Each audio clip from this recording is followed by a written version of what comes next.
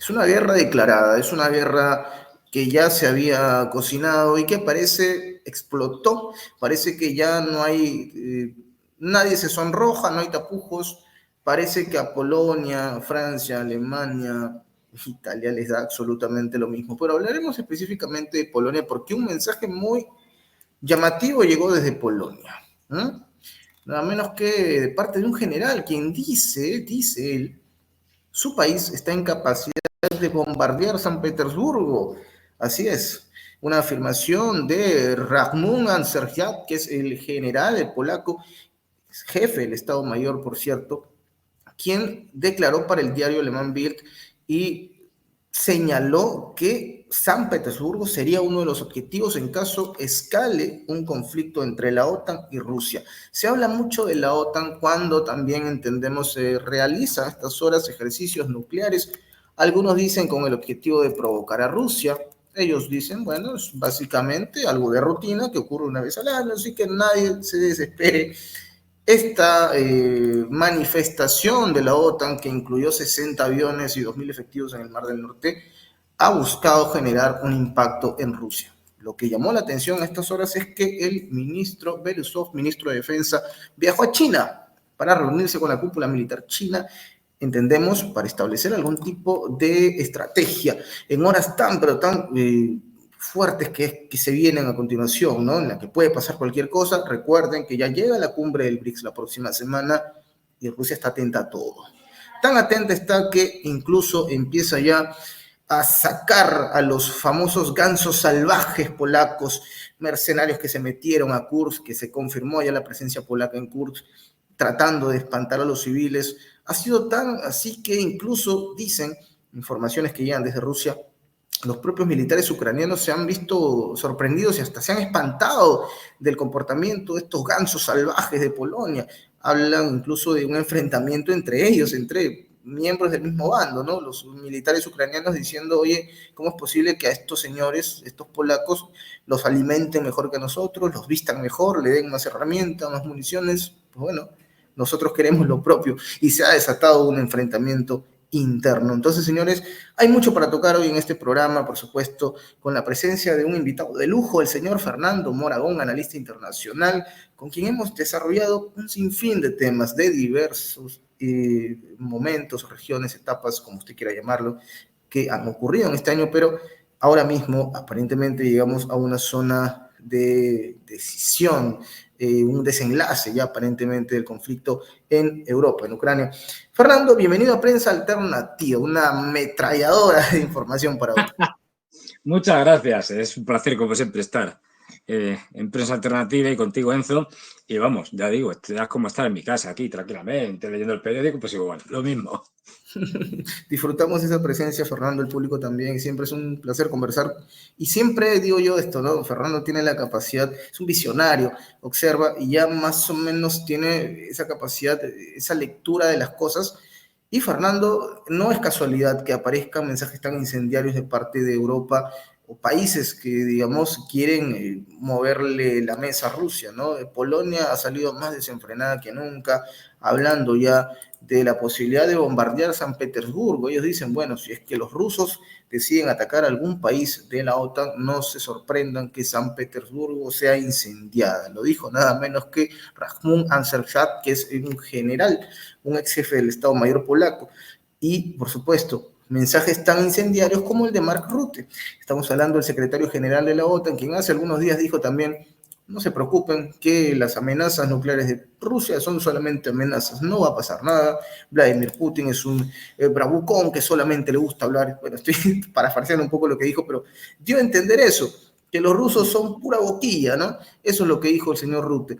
Entonces, ocurren cosas como las que vimos hoy, ¿no? Los ejercicios nucleares de parte de la OTAN tan promocionados que decían, contaba con 60 aviones y 2.000 efectivos en el Mar del Norte, obviamente ejercicios que buscaban generar un impacto. Todo esto nos lleva, Fernando, a una situación, creo yo, incómoda y que Rusia, por supuesto, la está atendiendo con mucho interés porque se acerca a la cumbre del BRICS. Y no es casualidad que el ministro Andrei Belousov haya viajado a China.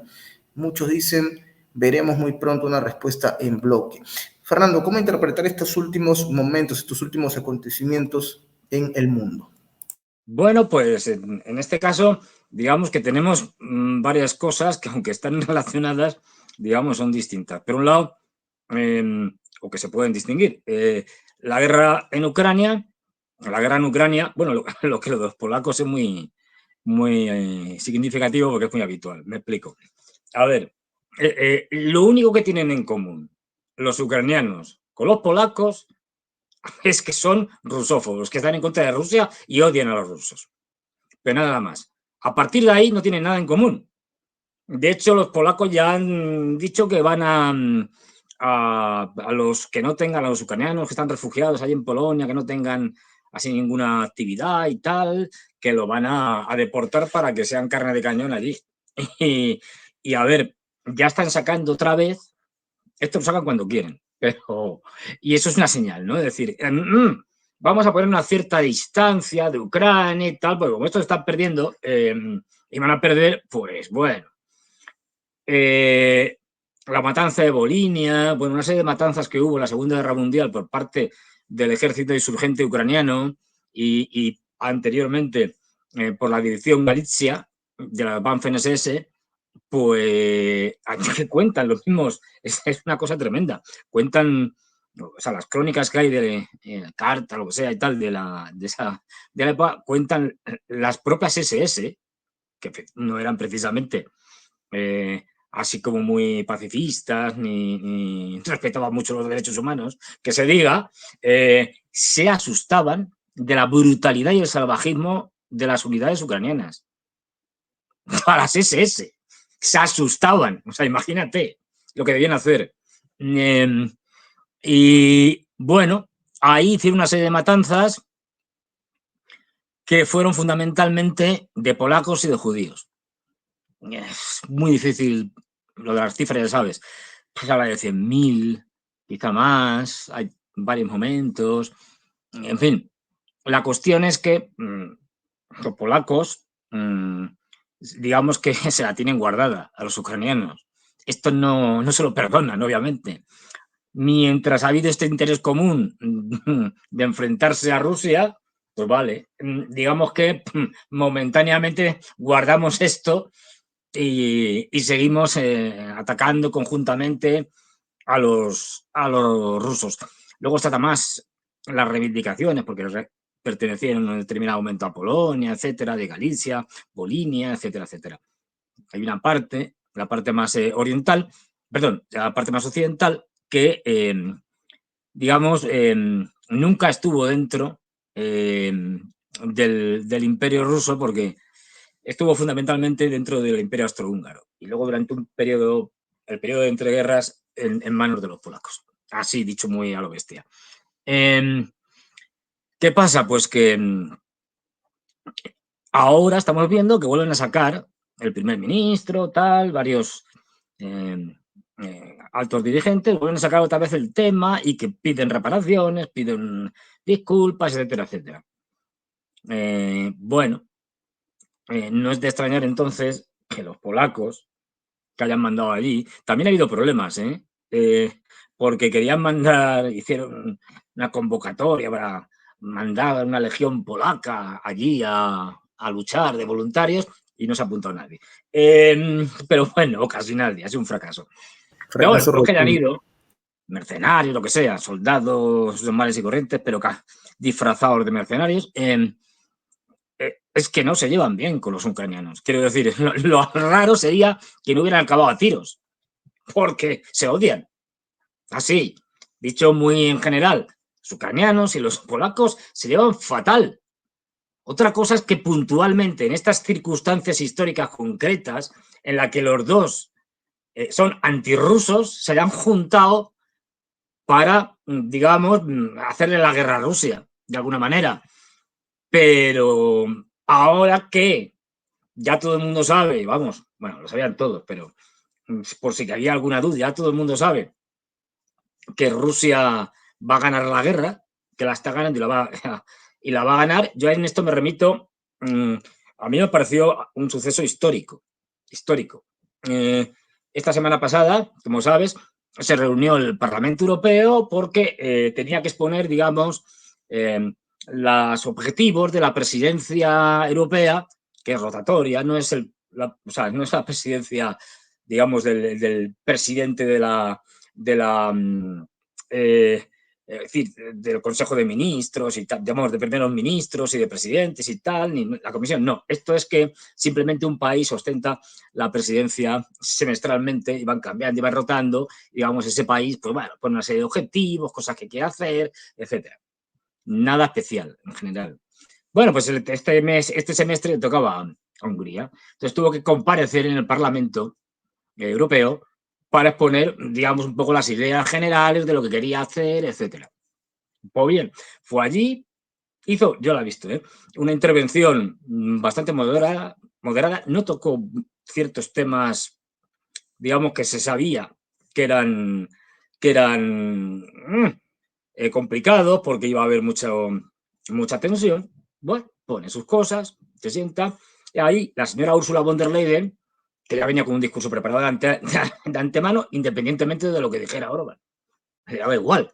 Es decir, empezó a atacar a Orbán y a Hungría de manera desaforada, sin hacer ni siquiera referencia a lo que había dicho anteriormente, ¿no? De las cosas que había que hacer y tal. Claro, Orbán, que ya se veía venir, se suponía que le iban a atacar a la Ursula von der Leyen, es decir, para que lo tengamos claro, Ursula von der Leyen, uno de los máximos representantes del globalismo en Europa.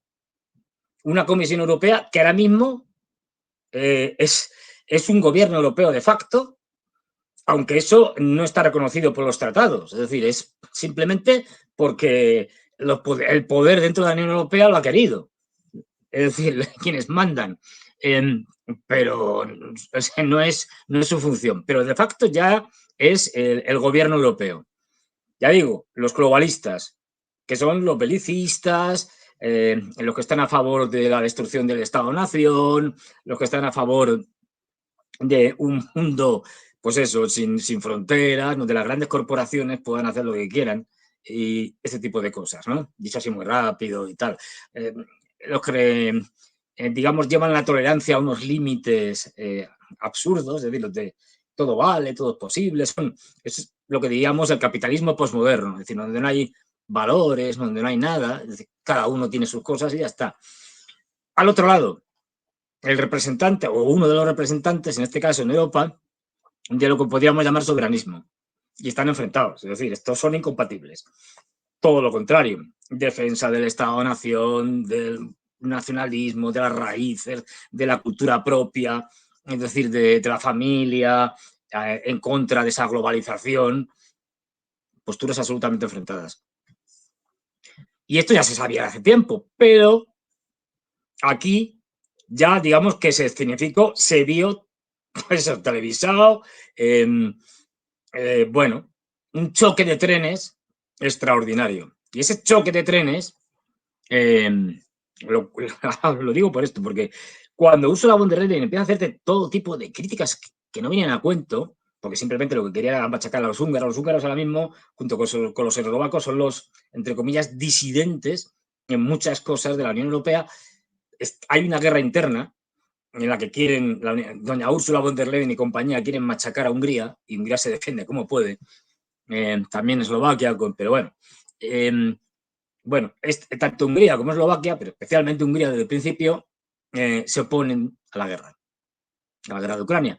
De hecho, han ido poniendo todas las trabas posibles para que el belicismo de la Unión Europea, que esto hay que decirlo, ahora mismo son más pro-guerra los europeos, o por lo menos la mayoría de los europeos, que los norteamericanos. Que es tremendo, es decir, que es tremendo. El señor Borrell salía diciendo, esto está muy mal y tal, hay que ayudar como sea a los ucranianos porque si no perderán la guerra, hay que hacer lo que haga falta. Todo histérico y nervioso. Cuento esto ¿por qué? Porque Orbán, bueno, es decir, destrozó a Ursula von der Leyen, y una de las cosas que le lanzó a la cara, y es algo, vamos, yo os recomiendo, si podéis poner ese cachito de vídeo, porque es una maravilla. Maravilla en el sentido de que dice las verdades del barquero. O sea, en vez de este discurso surrealista, delirante, propagandista, como el general polaco que dice, no, vamos a bombardear San Petersburgo, sí, y la Luna también, ya puestos, es decir, bueno, lo más de Rutte que el holandés a ver, no olvidemos una cosa, que el secretario general de la OTAN es algo así como un portavoz, no manda nada. O sea, son relaciones públicas, un portavoz que le dice, pues tal, mete ahí un poco de caña y tal, suelta un discurso determinado, porque quien manda en la OTAN es Estados Unidos y quien manda de verdad en la OTAN, que no olvidemos, es una organización militar, es un general de 4 estrellas que ponen siempre los Estados Unidos. Es decir, hay un reparto. Bueno, un reparto, por decirlo de alguna manera. El jefe militar de la OTAN es siempre un general norteamericano, que son los que mandan. Y luego, para darles así un poco de, algo, unas migajas a los europeos, se decidió que el secretario general de la OTAN fuera siempre un europeo. Pero el secretario general de la OTAN no pinta nada. Es decir, no pinta poco. Es decir, no. Con lo cual, lo que diga el secretario general de la OTAN, bueno, pues lo que hace es recoger más o menos lo que le dicen o las instrucciones que le dan desde Washington. Pero vamos, ya digo, no tiene más importancia que medir la temperatura de pues, hasta dónde están en ese momento digamos, de desesperados los europeos y tal. Pero bueno, que me voy por otro lado. ¿Por qué quería contaros esto? Porque ¿qué es lo que hace? Bueno, en un momento determinado le dice Orbán a Ursula von der Leyen, mira, señora von der Leyen, yo, como ha visto, es así, en mi discurso inicial, yo no he tocado el tema de Ucrania. No quería crispar al Parlamento Europeo sabiendo que hay posiciones encontradas, así que no lo he tocado. Pero como usted lo ha tocado y nos ha echado en cara poco menos que sabotear las ayudas a Ucrania y tal, pues no me queda más remedio que hablar de él. Y entonces les da, digamos, bueno, una dosis de realismo y dice, miren ustedes, Ucrania está perdiendo la guerra. No sé si no se han dado cuenta, así lo dijo, Ucrania está perdiendo la guerra. Y si seguimos así, la va a perder definitivamente. O sea, como diciendo, bajen al suelo y déjense de estupideces. Y luego contraataca y dice, mire usted, si la Unión Europea sigue haciendo el mismo tipo de estrategias, el mismo tipo, digamos, de políticas en relación con Ucrania, ya les puedo asegurar que Ucrania perderá la guerra. Lo soltó así, Dice, ahora bien, nosotros apostamos por otras cosas. Señora von der Leyen, usted está comprobando día a día, año a año, que lo que están haciendo no funciona. Y que, por lo tanto, Ucrania pierde la guerra. Es decir, porque no funciona. Lo que están haciendo no funciona. Darles armas, subvencionarles, darle dinero, no funciona. No van a ganar la guerra, sí, porque la van a perder. Entonces, nosotros proponemos otra vía, que es la vía de la negociación, que es la vía de la paz, que es la vía diplomática, de hablar con unos y hablar con otros, y para eso hay que hablar con los rusos, porque son parte del conflicto. Es decir, claro, ahí le pegó un golpe demoledor. Le pegó muchos golpes demoledores, ¿no? Como otro que dijo, mire usted, ustedes nos acusan de que si, bueno, nos siguen suministrando gas los rusos y tal, pero ¿qué me están ustedes contando? Si lo sabemos todos. Es decir, ¿quiénes están comprando más gas y más petróleo a Rusia, haciendo la vista gorda, mintiendo descaradamente a través de países terceros como la India? Alemania, España, dijo algún otro más, dice, pero señores, son ustedes unos hipócritas. Es decir, ustedes, a través de esas compras con sobreprecio que tenemos que pagar los europeos, ustedes, al comprar ese gas a Rusia, incumpliendo sus propias sanciones, que es el colmo, es decir, lo que están haciendo es financiar a Rusia.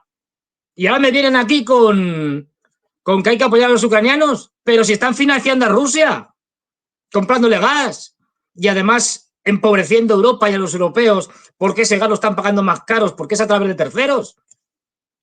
En fin, la destrozó. Y quería sacar esto, ya digo, a mí me pareció un acontecimiento histórico. ¿Por qué? Porque ahí vimos el final, el principio del fin de la Unión Europea. Se acabó. Hay dos posturas irreconciliables que no hay, vamos, que no tienen futuro.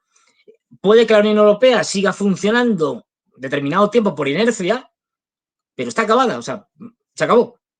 Esto no va a ningún lado. Y ya digo, por desgracia, Víctor Orbán, que es ultraconservador, yo no estoy de acuerdo en muchas cosas de las que dice, sobre todo en el tema migratorio, pero bueno, pero ultraconservador, es decir, nada cercano a mis posturas políticas. Y Fico, Robert Fico, el primer ministro de Eslovaquia, que también ha soltado algunas andanadas tremendas, ha venido a decir, citó a Roosevelt diciendo, Roosevelt dijo, cuando estaban hablando de Estados Unidos y tal, de la Segunda Guerra Mundial, estaban allí metidos y tal, dijo que ya basta de chácharas y lo que había, algo así, lo que había que hacer es algo así como, miren ustedes, déjense de tonterías, porque lo que les hace falta a ustedes es que les metan un cañonazo por el trasero. Lo dijo más brutalmente. Es decir, Claro. y entonces Robert Fico dijo, quizá, y hablo metafóricamente, quizá a los señores de Bruselas les haría falta que un misil destrozara la fuente, bueno, un poco será el Menkenpis, es decir, la famosa fuente del niño que orina, que hay en Bruselas. Que algún misil les cayera encima, metafóricamente hablando, eso sí, para que se enteraran de verdad lo que es la guerra. Y no siguieran jugando a estas cosas, porque a ellos les da igual, ellos no mueren, ni sus hijos, ni nada de esto, al revés, se enriquecen incluso. Y por eso te lo quería citar, porque allí se vio hasta qué punto es obvio. Otra cosa es que los europeos y los norteamericanos, por intereses espurios, es decir, por intereses de los norteamericanos y de los europeos, sigan manteniendo la guerra, pero todo el mundo sabe, tanto americanos como europeos, y el único que se ha atrevido a decirlo por el momento público y ha sido Víctor Orbán, que la guerra la están perdiendo y que la van a perder. Es decir, que esto es algo que ya, aunque todavía hay medios de comunicación occidentales que están diciendo, oh, es que no sé, en 2025 se reclutan a 200.000 soldados, se podrá hacer una ofensiva en primavera-verano. Pues esto es cuento de la lechera. ¿Qué me estás contando? Sí, si yo tuviera alas, volaría, pero no tengo alas. ¿Qué te diga? Es decir, pues, o sea, dio una dosis de realismo brutal y puso las cosas donde están. Y es así. Es decir, ahora lo de Kursk está ya más que decidido. De hecho, están ya saliendo tropas de Kursk.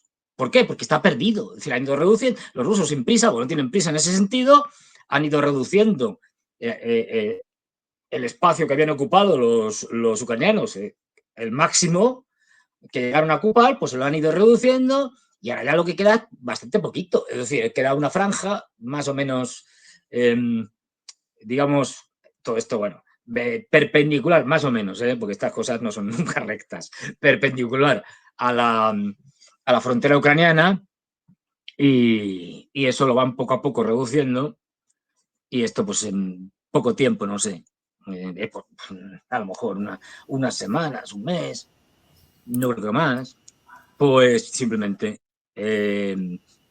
ya no habrá vamos, ya no habrá zonas ocupadas rusas en curso. Es decir, eso no tiene ningún futuro. Sí, es una situación muy marcada, Fernando, porque claramente, a ver, justo lo que tú mencionabas, ¿no? Hace un momento, esta falta de capital, suena un poco crudo ya, pero de capital es así, la guerra es cruda. Claro, falta de material humano, lo digo, que no se ofenda a nadie, lo digo, digamos, hablando, ¿cierto? Eufemismo, pero esa falta de material humano, que insisto suena fuerte, es lo que lleva precisamente a Ucrania a perder esta batalla. Pero ahí viene otra paradoja, porque algo que tú mencionas muy correctamente es que muchos de estos líderes no están dispuestos a ir a batallar. No hay Napoleón, ¿no? No vamos a ver a estos señores enfundar un arma. Entonces, a partir de eso, empieza la interrogante que muchos se hacen, ¿no? ¿El pueblo europeo lo va a tolerar? O sea, vamos a ver, Ucrania no tuvo la oportunidad y ahora lo están intentando hacer porque se habla mucho de un descontento social, de muchas reacciones en repudio al propio Zelensky, a estas maneras de llevarse a la gente a combatir, prácticamente secuestrándolos. Pero la pregunta del millón es, este ejemplo, este anticipo, ¿le va a permitir al ciudadano europeo entender que cuando esto escale, si es que termina escalando, nadie sabe lo que va a pasar, porque Rusia es muy paciente y todo, pero lo están provocando, lo están llevando a un lugar incómodo y que probablemente requiera una respuesta más firme? Si es que esto escala, me da la sensación, Fernando, que quizás la sociedad europea algo tendría que haber aprendido de esto, ¿no? De lo que le ha pasado a Ucrania, o es que por el contrario siguen aún con, digamos, una estrechez que no les ha permitido entender lo que se viene, que a través de la censura en medios de comunicación, a través del mensaje tan recurrente de sus líderes casi sin oposición alguna, esto ha sido suficiente quizás para avasallarlos mentalmente. ¿Tú cómo ves eso? Ese escenario en el que esto se destape, en que esto se vuelva una olla de grillos y que finalmente le tengan que decir al ciudadano alemán, oye, vístete, prepárate que nos vamos para pelear contra Rusia. ¿Ves algo como esto, una respuesta fuerte de parte de la sociedad europea cuando esto esté a punto de salirse de control? Puede ser, me explico. Es decir, bueno, lo de que hay que volver al servicio militar obligatorio en Alemania ya lo andan diciendo los políticos y creo que el mismo Pistorius lo ha más o menos dicho alguna vez. Es decir, que no estamos, esto ya lo están diciendo. Pero da igual, quiero decir, pues al servicio militar obligatorio o lo que sea, que de los ciudadanos europeos somos, ya estamos tan, ¿cómo diría yo? Tan adormecidos, somos estamos tan adocenados, tan atontados, y somos tan miedosos que si alguien intenta de verdad hacer un reclutamiento y mandarlos a Ucrania, vamos, toda esa gente lo que va a hacer es irse, pero a cualquier otro sitio. Es decir, van a huir en manada.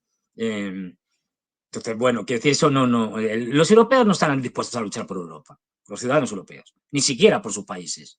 Esto hay que asumirlo. Vivimos en una sociedad del ocio, del riesgo cero, y nadie está dispuesto a pelear, a jugarse la vida por algo abstracto como es el concepto de patria o de nación, y menos aún por ayudar a unos señores que ni siquiera conocen apenas y que no saben casi poner en el mapa dónde está Ucrania. Ya te digo que no. Pueden intentarlo, lo van a intentar a lo mejor, seguramente. Los británicos también están hablando de volver al servicio militar obligatorio, pero vamos, va a ser un absoluto fracaso, un desastre. Bueno, tenemos la capacidad combativa digamos, de los europeos, de los hipotéticos soldados europeos, es cero. Nadie está por la labor. Con lo cual, por ahí, nada que hacer, o poco que hacer. Y luego, a ver, otra cosa es que vayan a escalar, porque pueden escalar de muchas formas. Y que dentro de los europeos sí que hay algunos que están más chalados, como los bálticos, y que estén provocando constantemente y escalando a los rusos, como tú hacías referencia, maniobras y fortalecimiento, además, de bases y de diferentes estructuras en el Ártico, en el norte, en Noruega, especialmente en Finlandia, para, de alguna manera, digamos, poner presión a los rusos en el Ártico, que es un sitio de especial interés y donde además hay, bueno, el Ártico es la ruta comercial del futuro. Ya se utiliza, pero bueno, todavía cuando se calcula que pues, estas cosas hay que tomarlas con cierta escepticismo, pero unos 20 años o así ya se puede circular por el Ártico todo el año, no como ahora, que solo se puede circular sin hielo en verano. Con hielo también se puede circular, porque para eso en Rusia tiene rompehielos y tiene 15 rompehielos nucleares, con lo cual todo el año están llevando barcos y tal. Pero bueno, cuando ya no haya nada de eso, pues se incrementará exponencialmente. Y eso es lo que temen los occidentales y por eso también quieren presionar a los rusos en el Ártico. Lo están intentando en todos los sitios, es decir, que yo lo tengo que ver más claro, me puedo equivocar, pero yo creo que Ucrania, como tú bien señalabas, es que tiene un problema, ese no lo solucionas ni con dinero ni con armas. Y es que no tiene capacidad de movilización de soldados. Ya ni más. Por eso estamos viendo, pero espectacular, esto viene ya de lejos, el año pasado ya lo hacían y tal, pero ahora ya vamos, está lleno. Diferentes canales y tal, especialmente de Telegram, pero vamos, de vídeos de cómo capturan a las personas a la fuerza, a golpes si hace falta, resistiéndose la persona que es obligada a meterse en un camión o en una furgoneta, lo que sea. Vamos, es tremendo. O sea, la brutalidad, incluso si hace falta le dan una paliza. La brutalidad para el reclutamiento ahora es como nunca se ha visto. De hecho, antes veías que iban a lo mejor 2 reclutadores para coger a una persona y ahora no. Ahora ya ves que van 9 o 10, por si hay resistencia o por si hay parte de la población local que está por allí y tal, que le echa una mano y que protesta, etcétera. Porque, ya digo, es absolutamente de vergüenza ajena cómo se los llevan. ¿Qué pasa? Que esto no sirve para nada. ¿Por qué? Esta gente no quiere ir al frente, si no ya hubiera ido. Los que querían ir al frente ya se apuntaron como voluntarios al principio de la guerra y ya está. El resto van obligados. Y estos que están llevándose ahora a la fuerza de una manera brutal, está claro, no quieren ir al frente. Y por eso se resisten y por eso se ocultan. ¿Qué pasa? Que cuando les llevan obligados al frente, en que el momento que pueden, desertan. Por eso estamos viendo una cantidad cada vez mayor de desertores. Porque esta gente no está por la labor de combatir. Si hubiera estado por la labor de combatir, ya hubieran ido. Está todo lo contrario. Así que esto, desde el punto de vista militar, no sirve para nada. De hecho, ya están diciendo los propios ucranianos de bajar otra vez, lo bajaron ya de 27 a 25 años, la edad militar, a 18. A este paso van a acabar en los 10 años. Llevando a niños. Como hizo un señor con bigote que había en Alemania en la Segunda Guerra Mundial. Pues es que no hay mucha diferencia en ciertos aspectos. ¿Y qué es lo que estamos viendo? Pues que no tienen gente. Entonces, y en el frente cada vez les cuesta más tapar los agujeros. Y claro, tienen que reforzar Procrops. Venga, mandamos unas unidades, pero claro, esas unidades, ¿dónde las sacas? Si ya no hay prácticamente reservas. Por la saco de Zaporilla, pero claro, la saco de Zaporilla, y esto que los rusos lo están viendo, ahora lo que están haciendo en Zaporilla es, en la línea del frente, empezar a hacer tanteos. A lo mejor ocupan alguna posición y tal, pero lo fundamental, están tanteando haciendo, digamos, incursiones. Esto es una especie de tanteo por enfrentamiento. Es decir, tú vas con unas unidades, pum, entras en un sitio a ver la capacidad de combate que tienen. Si es mucha, poca, regular, qué armas usan, que no, bueno. Y lo que está volviendo, ya digo, avances posicionales, que son lo de menos, pues conquistan un pueblo y tal, pero mucho movimiento de los rusos y es posible que cuando caiga, es una de las opciones, no digo que vaya a ser, pero cuando caiga lo que queda desde Prokrovsk hasta la ya tomada Ugledar, es decir, por ahí, sobre todo en el sur, quedan 2 o 3 ciudades que son estratégicas. En cuanto caigan esas 3 ciudades, más o menos, ya no hay nada, poco ahí. quiero decir, ya viene la estepa y se plantan en Zaporilla capital, que está en la zona ucraniana. Entonces, bueno, es lo que se está viendo. Pero, ¿qué pasa? Pues eso, que tienen que ir quitando gente de un sitio para fortalecer otro.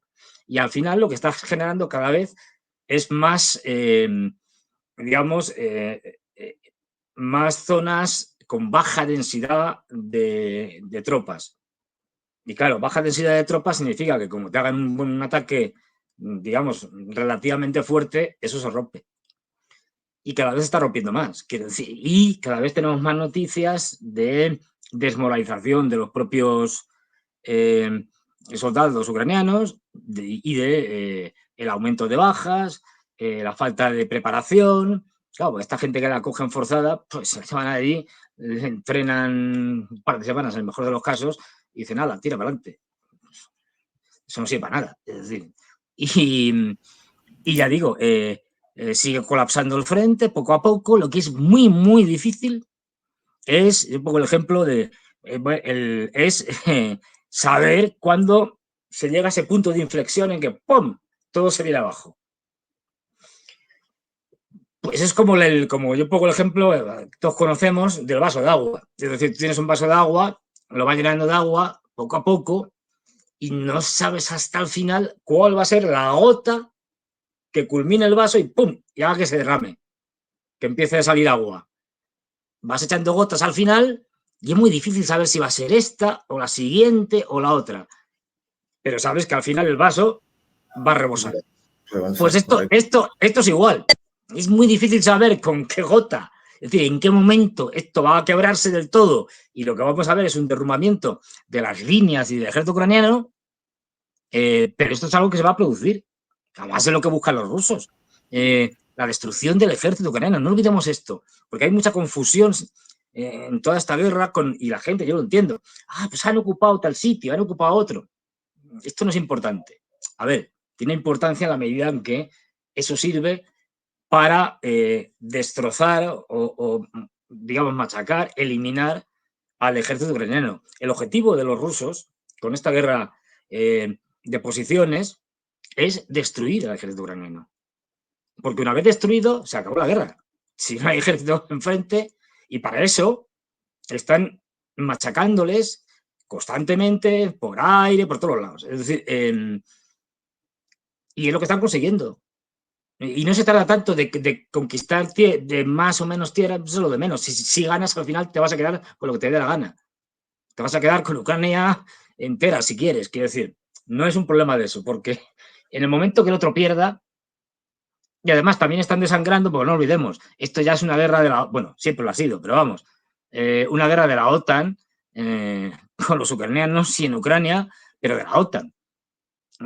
Vamos, de hecho, esto lo han dicho muchas veces, el mismo Borrell lo ha dicho, si le retiramos el apoyo a Ucrania de armamento, de financiación, no dura 2 semanas.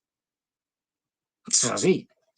Y bueno, ¿por qué los mantienen los europeos y los norteamericanos? Pues los norteamericanos, el gobierno actual, porque dice, bueno, lo que me faltaba, un derrumbe ahora tremendo del frente o una derrota en algún sitio estrepitosa justo antes de las elecciones.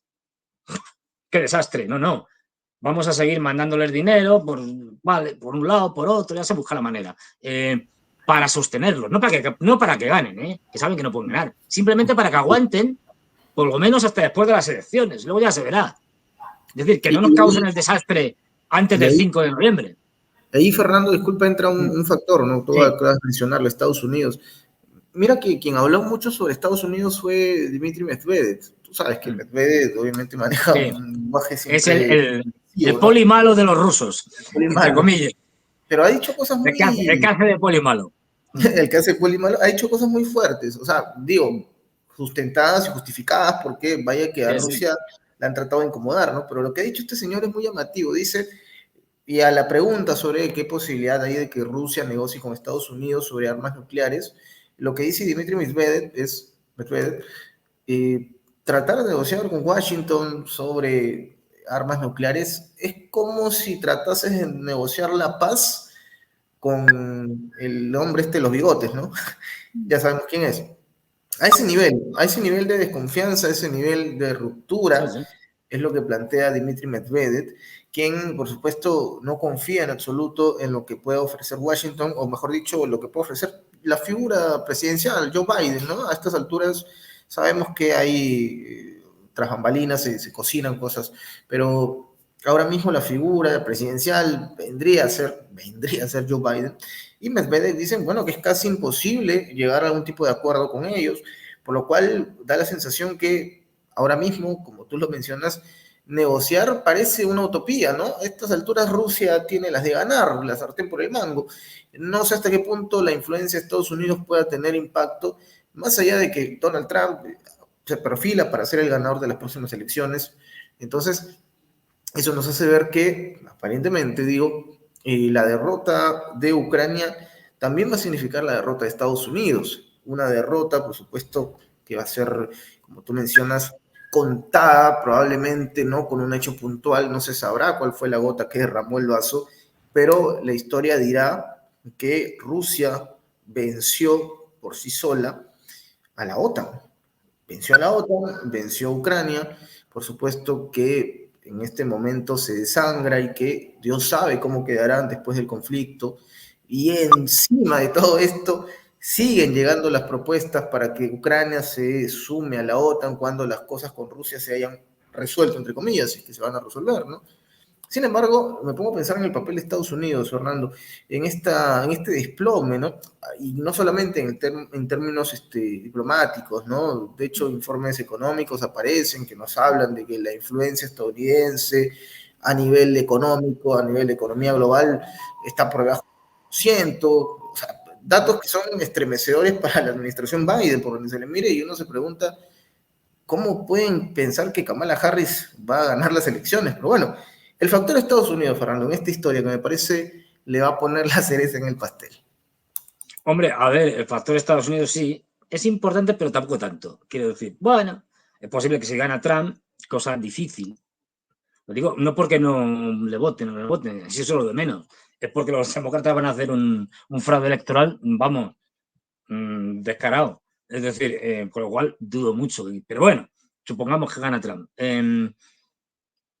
Pues yo no creo que vaya a hacer grandes cambios. Es verdad que es más antiucraniano, que no quiere gastarse el dinero en Ucrania, ni en la OTAN, ni tal, porque no le ve razón de ser ni futuro, pero yo no creo que hubiera grandes cambios. A lo mejor sí, pues dejan caer a Ucrania. Bueno, pues ya están en la recámara otros sitios. Es decir, ese es el problema que tienen los rusos. Ya están en la recámara Moldavia, ya está en la recámara Georgia, ya están incluso en la recámara polacos y lituanos con el tema de Kaliningrado. Ya tienen opciones en la recámara y muchas más que tienen. Quiero decir, no, es decir, no. Bueno, puede que lo dejen caer o no. Ya veremos, el estado profundo es el que manda. No olvidemos que ni Biden ni Kamala Harris, pues es que ni Kamala Harris ni Trump en última instancia es los que mandan. Y el estado profundo es anti-Trump. Tendrá que negociar con ellos. Es decir, dicen, bueno, yo quiero hacer estas cosas, pum, pum, pum, pum, ¿qué me dejáis hacer? ¿O qué? Y ahí no sabemos lo que les van a dejar hacer o no. Ya vimos que en su primer mandato, independientemente de lo que quisiera, de que el tipo además es muy, como diríamos, aparte de muy egocéntrico y tal, muy impulsivo y a veces dice una cosa y luego la contraria y tal. Y, Showman, y bueno, pues es así, ¿no? Es verdad. Quiero decir, bueno, es un poco así una y que, bueno, celebridad. sí, efectivamente. Bueno, pero ahí él tiene una serie de cosas que querría hacer, veremos, tendrá que negociar con el Estado profundo, pues si no negocia con el Estado profundo, vamos, va a acabar como Kennedy. Pero de verdad, Y lo han es decir, intentado ya. que, vamos, yo lo tengo clarísimo, harán otra cosa, cualquier cosa. O sea, Claro, hay una que cosa tener es, en cuenta, aún en el poder rival, disculpa que te corte, aún llegando al poder, eso no es una garantía de nada, ¿no? O sea, claro, uno no, no, pensaría, bueno, no, sí, antes de llegar al poder lo quieren eliminar. Aún llegando al poder, ya te ha demostrado, la historia lo dice así, y tampoco es que esté blindado, tampoco es que tenga la vida comprada, no, ojo. no, pero o sea, además, si alguna vez pintaron algo, ya los presidentes de Estados Unidos pintan muy poco. No, ellos no mandan, ellos son los representantes del poder, o sea, las caras que salen en el escenario, en el teatro de la política, y su capacidad de decidir cosas es más bien muy limitada. Las grandes cosas no las deciden ellos, las decide el Estado profundo, las deciden las grandes corporaciones, sobre todo los grandes fondos de inversión y los grandes bancos de inversión norteamericanos. Ellos pintan poco. ¿Qué pasa? Pues que Donald Trump, que le hicieron la vida imposible en su primer mandato, ya digo, independientemente de que lo que quisiera hacer o no fuera coherente o no y tal, pero le hicieron la vida imposible porque era un outsider, era un tipo que venía de fuera del establishment político y iba por libre. Y esto no se podía permitir. Pues así pasó, que no le dejaron hacer prácticamente nada. Ahora, si quiere hacer algo, ya digo, tendrá que pactar. ¿Qué puedo hacer?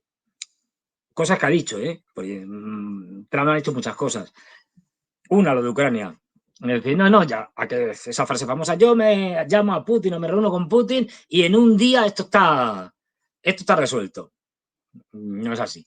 Pero bueno, sí que, bueno, puede hacer eso. Le importa menos Ucrania, digamos, en el gran tablero mundial de las guerras, su objetivo número uno y al que hay que ir ya es China. Entonces, bueno, pues ve el tema de Rusia como algo secundario.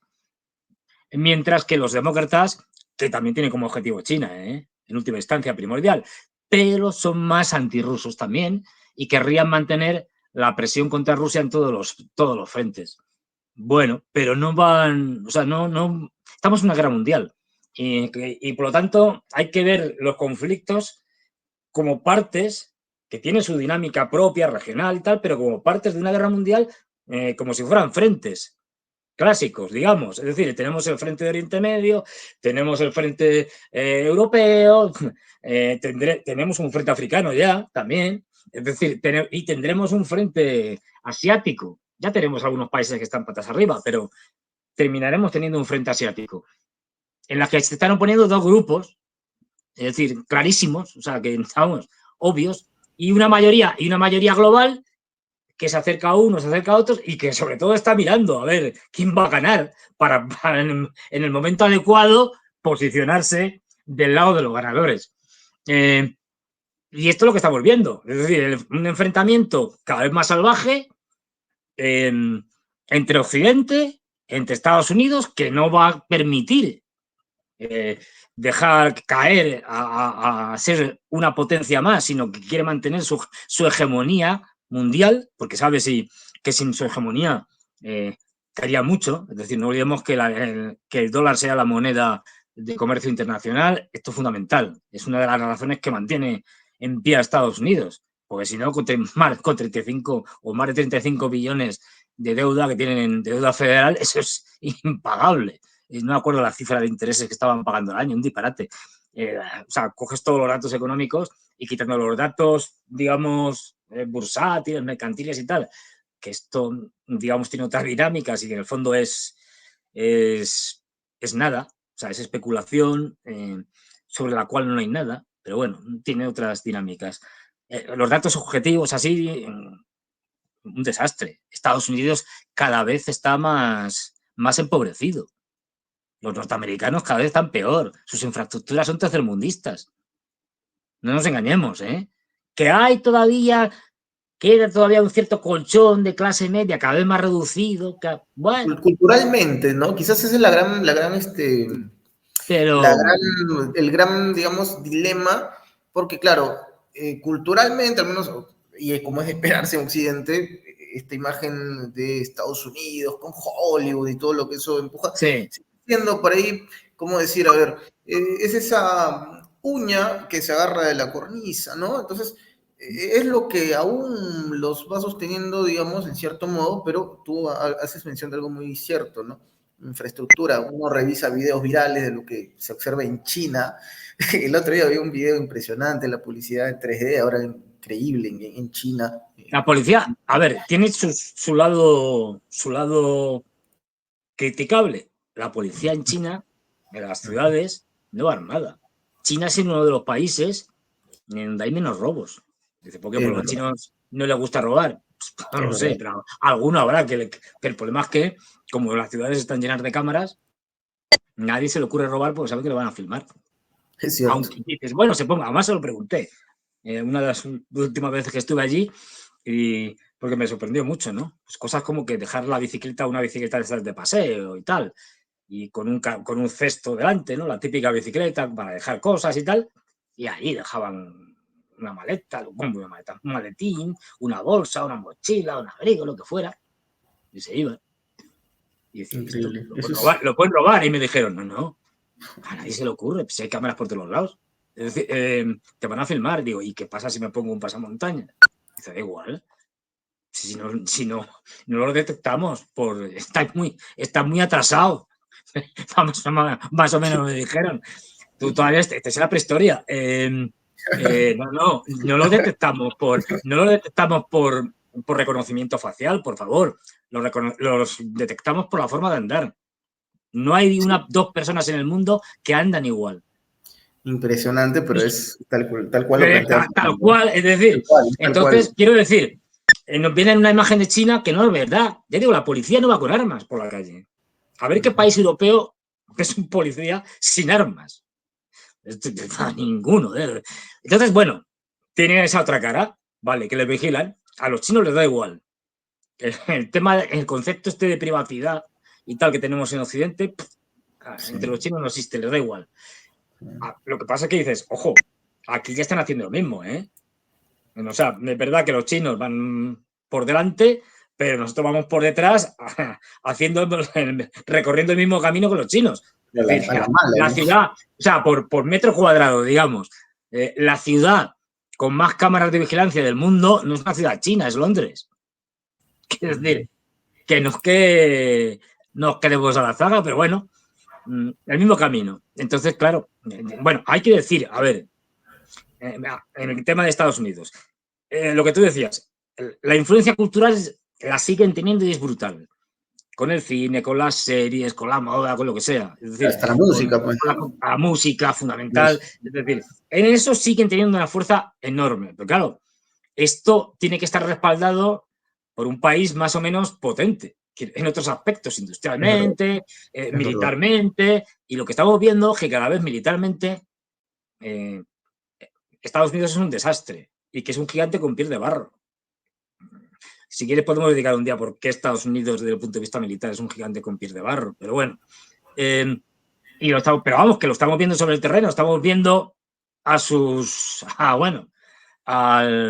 un ejército que tiene o tenía una reputación extraordinaria en Oriente Medio, que está entre Egipto, Jordania y el Líbano, ¿no? Ese Claro. país, un Empieza ejército con, extraordinario, empieza con y estamos viendo que no es tan extraordinario. Llevamos un año, más de un año, viendo que aquello es un poco desastre, por decirlo suavemente. De hecho, los últimos acontecimientos lo revelan especialmente. Entonces, pues si estos, digamos, proxy de los norteamericanos, que se suponía que eran de lo mejor, estamos viendo que no era la verdad, que tiene muchas deficiencias, pues digamos, su principal apoyo, Estados Unidos, le pasa lo mismo, pero en mayor escala, pues son más grandes. Y tienen aviones como el F-35, que es un desastre, porque y esto es clave, y eso hace que al final los chinos vayan a ganar y los norteamericanos vayan a perder. Porque hay un problema, digamos, estructural. Y es que como en el poder económico gobierna Estados Unidos, no el poder político está al servicio del poder económico, dicho así muy, muy rápido, para que nos entendamos, pues el que manda es el poder económico. Y en el caso clave, en el tema del ejército, que es el complejo militar industrial norteamericano, con empresas como Raytheon, con Boeing, con General Dynamics, que al final son un pequeño oligopolio de, no me acuerdo, vamos, no sé, 7, 8, 10 grandes empresas que son las que mandan. O sea, no es el Pentágono quien dice, pues ahora tenéis que hacer tal tanque, o ahora tenéis que producir más misiles. Digamos que puede marcar ciertas cosas, pero en última instancia ellos se pueden permitir hacer lo que les dé la gana y más o menos se reparten los contratos. Y como pueden hacer lo que les da la gana, porque no tienen apenas sanciones, que es lo que hemos visto desde hace mucho tiempo. Esto no es de hace un año ni de hace una década. Pues que, y aparte de la corrupción, no olvidemos que los lobbies son legales en Estados Unidos y que las grandes empresas, especialmente del complejo militar industrial, les pagan. Directamente al senador tal le financia la campaña electoral, ¿para qué? Para que defienda sus intereses en el Parlamento. Y así todos, en el Congreso. Es decir, así todos. Porque allí, digamos, además es legal y abierto, vamos, que no es algo que sea punible. ¿Qué es lo que pasa? Pues que estas empresas han ido degenerando y ahora ya, digamos, tienen, como la educación va peor en Estados Unidos, tienen menores capacidades para contratar ingenieros porque no los hay, luego funcionan peor, saben que no va a tener consecuencias graves, como mucho una sanción, que pueden pagarla cuando hay retrasos en la entrega de su material, y los retrasos a veces son espectaculares, pero espectaculares. O sea, como si tengo que entregar una cosa, digamos, lo que sea, un armamento concreto dentro de un año, se lo entregan dentro de 4. En ese plan, ¿eh? O sea, para que veáis los retrasos en los proyectos son brutales. Y luego, los sobrecostes ya ni te cuento. Hacen un presupuesto para hacer un tanque, lo que sea, o un barco, o un avión, y lo presupuestan, por tanto, cuando termina, eso, los costes reales son 3, 4, 5 veces más, se disparan y como saben que no hay problemas, es decir, porque al fin y al cabo son ellos que tienen la batuta, pues eso provoca una ineficiencia del complejo militar industrial brutal, brutal. Aparte de que, como ellos dirigen en buena medida o parte la política de defensa de Estados Unidos y, por lo tanto, lo de las guerras, a ver, las guerras sí que tienen fundamentalmente como objetivo en este siglo el control de los recursos energéticos y de los países de tránsito de esos recursos. Pero porque todo el mundo que está por ahí sabe, es decir, que tiene cierta mando, sabe que los recursos energéticos cada vez van a ser más escasos, con lo cual no va a haber para todos. Esto es más complejo, pero bueno, dicho así muy, muy rápido, de ahí que estén, una de las razones por las que atacan a Rusia no es porque, aparte, que sean rusófobos y tal, y que los odien y que tengan una ideología antirrusa, que es verdad, y se entre fanatismo y digan a por los rusos, como sea, aunque volemos todos por los aires, que también lo hay, pero lo que hay más detrás es tenemos un futuro a medio y largo plazo en el que va a haber carencia de recursos energéticos. ¿Y quién tiene un montón de recursos energéticos, materiales, minerales estratégicos, etcétera? Rusia. Queremos hacer lo que hicimos con la Unión Soviética. Nos la cargamos, la facturamos y ya pudimos empezar a sacar cosas de los países que salieron, de los 15 países, si mal no recuerdo, que salieron. Pero quedaba Rusia, que sigue siendo enorme. Y ese gas, ese petróleo, yo qué sé, el titanio, el uranio, el níquel, un montón de cosas, tierras raras y tal, las necesitamos. Con lo cual, ¿qué queremos hacer? ¿Qué querían hacer? Y les ha salido mal. Fracturarla.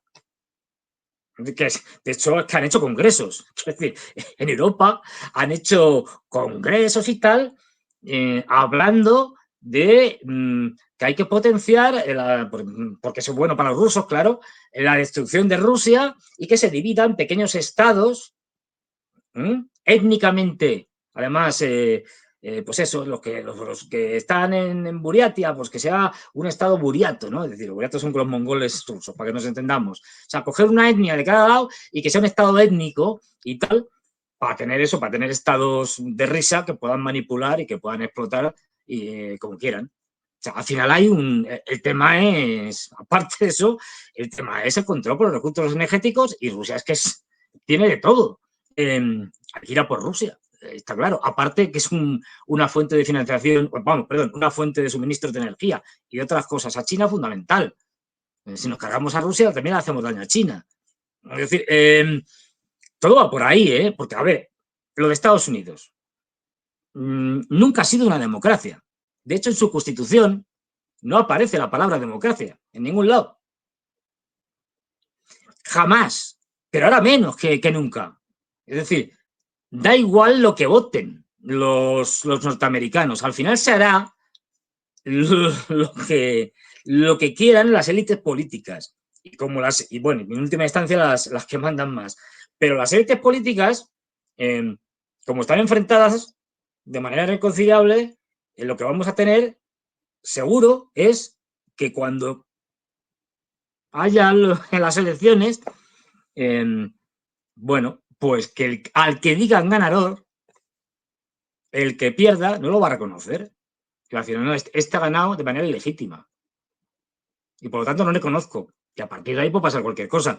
Ya veremos. Pero en Estados Unidos ahora mismo puede pasar de todo. Lo vengo diciendo desde el principio. Y efectivamente, así lo estamos viendo. Y lo que vemos es una descomposición del país brutal, de la clase política. A ver, hombre, dices, Biden, bueno, a Biden que vamos a hablar, un tipo senil. Kamala Harris, bueno, que destaca por su, lo digo irónicamente, brillantez intelectual. Pero es que es Trump, pues sí, pero tampoco es precisamente.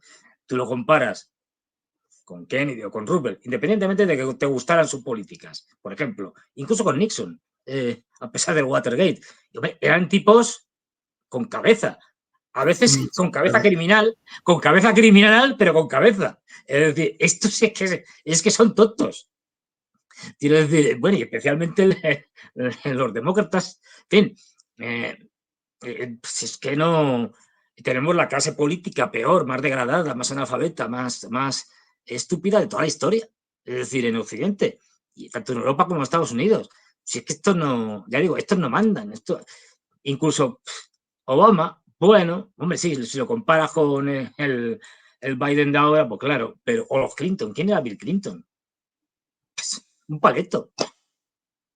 Es decir, un tipo que estaba más preocupado, digamos, por cuestiones, como diría yo, relacionadas.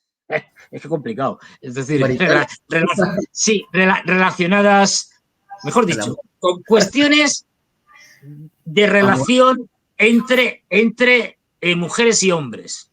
Okay. Más preocupado por eso. Que por otra cosa. Y esto ya, vamos, está documentado, es sabido. No estamos diciendo nada nuevo, vamos. Cuando testificaba, es famoso cuando testificaba ante el Congreso y le preguntaban sobre estas cosas y decía, con la famosa señora Levinsky, y él decía, bueno, pero solo la puntita, me refiero a una actividad. No, esto está recogido, quiero decir, o sea, esto está grabado en vídeo, lo pueden encontrar. No digo nada que no sea verdad, lo dijo. Como si eso fuera una disculpa. O sea, bueno, no, hombre, te he cortado una mano, pero no te la ha cortado el brazo, solo la mano. Ah, bien, bueno, en ese caso, oye, no pasa nada. No, digo otra que se puede decir. Este hombre también al principio de su carrera y tal, le acusaron de haber fumado, algún tipo de droga, hachís, marihuana, lo que fuera. Es decir, entonces esa disculpa que puso el tipo es para reírte, vamos, para troncharte. Dijo, a ver, sí, pero no me tragaba el humo. Dices, este hombre es patético. Pues ese señor fue presidente de Estados Unidos, en fin. Quiero decir, la calidad de los presidentes que hemos tenido es medio que no, pero de letrina, dicho de otra manera. Es decir, es lamentable. En Europa, pues igual, exactamente igual. Entonces, bueno, estamos en una guerra mundial. La guerra de Ucrania puede que se acabe, vamos, acabará. Eso no quiere decir que se acabe la guerra de Europa. Es otra cosa distinta. A ver, no es distinta, es parte de lo mismo, pero bueno, una vez que ya Ucrania no se la pueda seguir utilizando porque quede ya incapacitada para hacer nada, pues tirarán de otros. Si esto lo estamos viendo, si cogemos 2022 como referencia, para no irnos más atrás, ¿qué es lo que estamos viendo desde entonces? No solo la guerra de Ucrania, Estamos viendo que cada vez se abren más frentes, se abren más guerras, se amplían las que ya estaban y surgen unas nuevas. Y hay más, no hay menos. Ahora hay más que en 2022.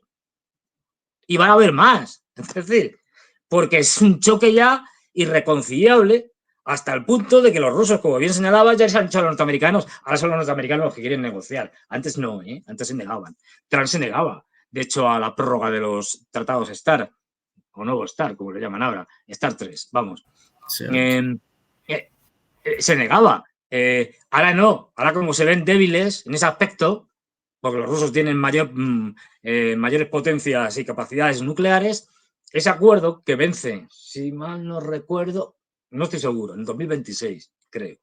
Es decir, que ya vence la prórroga del acuerdo, porque el acuerdo ya venció hace unos años, hace 4 años. La prórroga me parece que es de 4 años. Están como locos diciendo, no, hay que negociar un nuevo tratado. Claro, los rusos han dicho, pues va a ser que no. ¿Por qué?